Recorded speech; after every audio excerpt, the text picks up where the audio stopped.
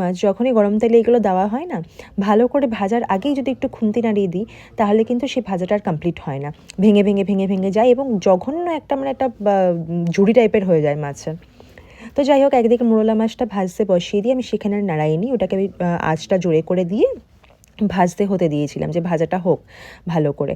দেখতে পাচ্ছ একটা পিঠে লাল মতন করে ভাজা হয়ে গেছে বলে আমি তখন একটা একটা করে খুন্তি দিয়ে আমি উল্টে উল্টে উল্টে উল্টে দিচ্ছিলাম, এবং খুব হালকা হাতে এটা করতে হয়, খুব ডেলিকেট হয় মাছগুলো, কিন্তু যখন তখন ভেঙে যেতে পারে। আর অন্যদিকে একটা কড়াইতে বেগুনগুলো ভেজে নিচ্ছিলাম। আজকে বেগুন, মূলো, পেঁয়াজকলি, আলু এইসব দিয়ে আমি মোরলা মাছের ঝালটা বানিয়েছিলাম, ঝাল বা চচ্চড়ি টাইপের বলতে পারো। আচ্ছা, এটাতে কি মশলা দিয়েছি সেটা আমি বলে দিই, কারণ মশলার ভিডিওটা আমি বানাতে পারিনি। আমি ফার্স্টে তেলে একটুখানি কালো জিরে ফোড়ন দিয়েছিলাম, এবং কালো জিরে থেকে মিষ্টি গন্ধটা যখন উঠছিল, তারপর আমি দিয়ে দিয়েছিলাম এর ভেতরে আলু আর পেঁয়াজ কুচি, টমেটো কুচি দিয়েছিলাম, এবং তার সাথে মশলাটা কী দিয়েছি সেটা বলে দিই। আমি দিয়েছিলাম আদা, জিরে, একটুখানি সর্ষে আর একটু ধনে গুঁড়ো। এটা ভালো করে মিক্সিতে মিক্সড করে নিয়ে আমি কিন্তু এটা দিয়ে দিয়েছিলাম এর ভেতরে। পুরো মশলা মানে পুরো চচ্চড়িটা, পুরো ঝালটা কিন্তু এটার উপরেই হয়েছে, আর এটাতে কিন্তু আমি কোনো রকম রসুন ব্যবহার করিনি।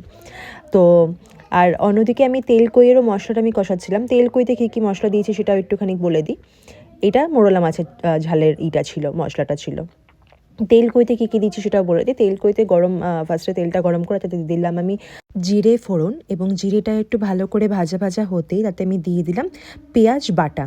পেঁয়াজটাকে ভালো করে বেটে নিয়েছিলাম, আর তার সাথে আমি দিয়েছিলাম 4 কোয়া মতন রসুন।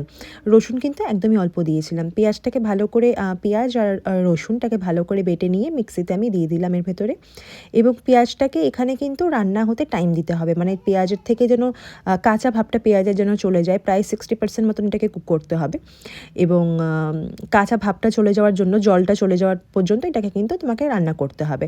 আর টমেটোটা আমি এখানে কুচি করে দিয়ে দিয়েছিলাম পেঁয়াজের সাথেই, তার কারণ পেঁয়াজটা আর টমেটোটা আমি ভাবলাম যে একসাথেই রান্না হয়ে যাবে, কারণ টমেটোটাও কিন্তু রান্না হতে টাইম লাগে, জল বেরায় ওর থেকে, ওরও কাঁচা ভাবটা এতে টাইম লাগে।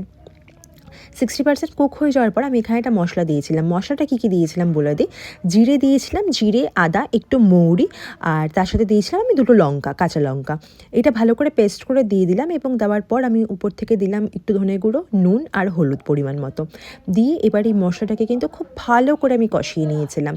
কষানোর পর যখন এই মশলা থেকে তেল ছাড়তে শুরু করলো, আমাকে মধ্যেখানে কিন্তু আরেকটু তেল অ্যাড করতে হয়েছিল। তেল কই যখন বানাচ্ছি, তেলের কিন্তু এখানে কিপটেমে করলে হবে না, তেলটা বেশি করে দিতে হবে।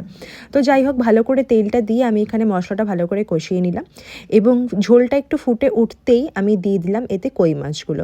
কই মাছগুলো দিয়ে আমি এটা ভালো করে একটু ফুটিয়ে নিয়েছিলাম, আর তারপর নামানোর আগে একটু কাঁচা সর্ষের তেল দিয়ে এটাকে আমি সার্ভ করেছিলাম।